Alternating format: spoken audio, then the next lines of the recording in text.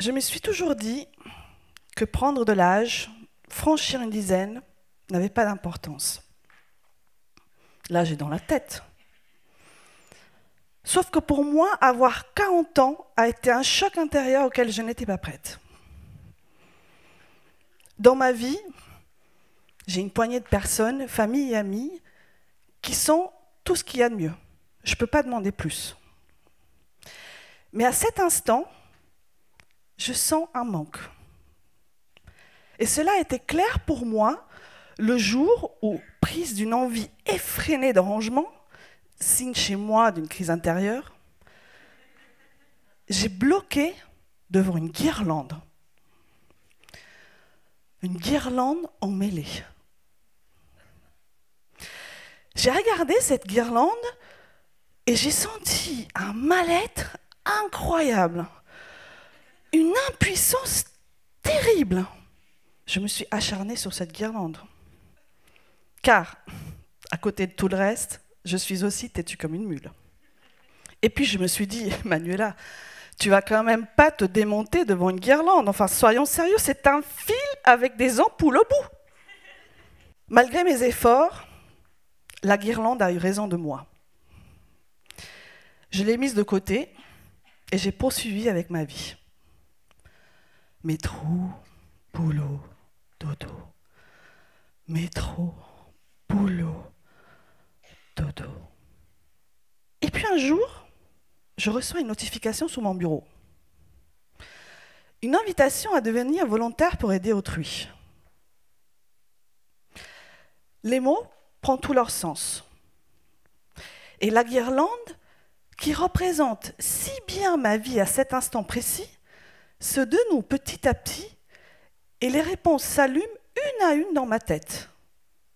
Le message subliminal, aider autrui, donne un sens à qui tu es. Il y a plusieurs raisons ou besoins qui font naître en nous l'envie de devenir bénévole. L'injustice, l'envie de donner à l'autre, le besoin de reconnaissance, le sens, donner un sens à ce que l'on fait. Bref, chaque personne est motivée pour des raisons différentes. Parfois, cette envie est déclenchée par un événement. Pour certains, l'envie est tellement forte, le sentiment est tellement puissant qu'ils prennent le devant et ils agissent. Et parce que la vie est ainsi faite, d'autres prennent ce sentiment et ils le mettent sur une étagère. Et ils promettent d'y revenir un jour. Et c'est normal d'ailleurs. On se pose tellement de questions. Comment je vais faire? Où est-ce que je vais trouver le temps? Qui est-ce que je vais bien pouvoir aider? Heureusement pour moi, j'ai eu de la chance. Les réponses sont arrivées dans un email au mois de février dernier. C'était aussi simple que ça. Et je suis sûre que pour celles et ceux d'entre vous qui ont les flammes intérieures, conscientes ou inconscientes, bien que je pense que si vous êtes là ce soir, cette flamme est bien entamée, vous allez voir, une occasion se présentera pour vous aussi sur un plateau d'argent. Et peut-être que, comme moi, depuis mars dernier, vous allez être inspiré, ému, touché et excité à l'idée de contribuer au projet de vie de quelqu'un d'autre, rien qu'en écoutant leurs histoires. Ça m'a donné envie de m'engager et de prendre ce voyage entrepreneurial. Je n'ai pas été déçue de prendre ce voyage, loin de cela.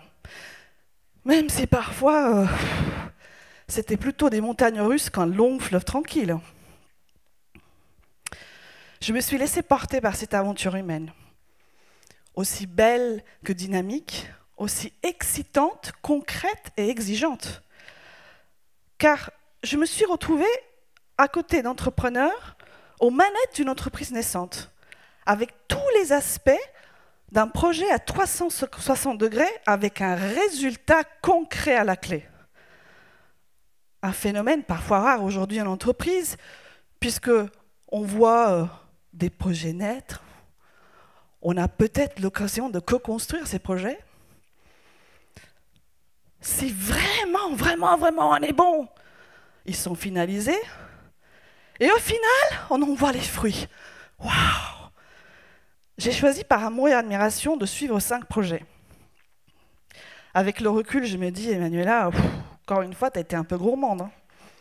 Aider, c'est engager sa parole et sa responsabilité. Il faut ajuster ses ambitions aux moyens dont on dispose. Si vous avez 1 heure de votre temps, il vaut mieux réunir 5 personnes plutôt que de dire à 5 personnes « je vous rappelle ». Puis finalement, vous n'en rappelez qu'un parce que vous aviez qu'1 heure à consacrer à cette personne. Et c'est là toute la magie du bénévolat, de l'action de ce bénévolat. Vous avez le choix. Vous mettez les moyens que vous avez en face pour accompagner les entrepreneurs.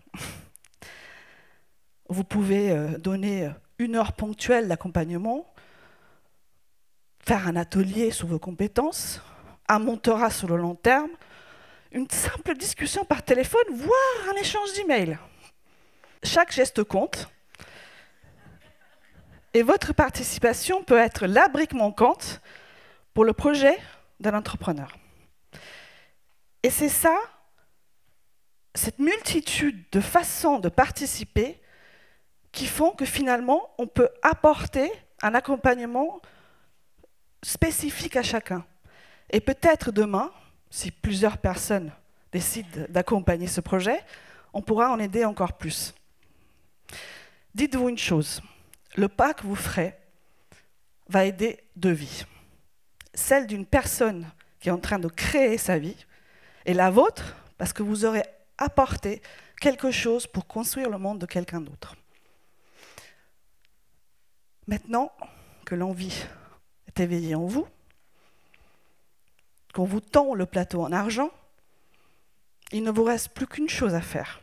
L'étagère n'est plus une option ce soir. Des entrepreneurs ont besoin de vous pour construire leur avenir. Merci.